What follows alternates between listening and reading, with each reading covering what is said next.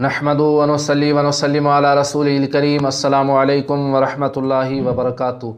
राहे इस्लाम में तमाम दोस्तन खे खुश आमदीद। प्यारा दोस्तों, अॼु नई मालूमात खणी तव्हांजी खिदमत में हाज़िर थियो आहियां।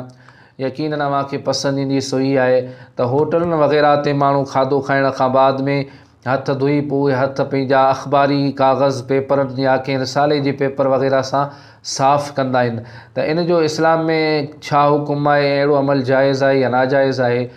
प्यारा दोस्तों, जेकॾहिं अखबारी काग़ज़नि ते पेपरनि ते या रिसाले जे कंहिं पेपर वग़ैरह ते कुझु तहरीर वग़ैरह लिखियलु आहे, पोइ चाहे सिंधी में हुजे, उर्दू में हुजे या अंग्रेज़ी में, जेकॾहिं कुझु लिखियलु आहे त उन सां हथ साफ़ करणु इल्म जी तौहीन आहे ऐं इल्म जी बेअदबी आहे।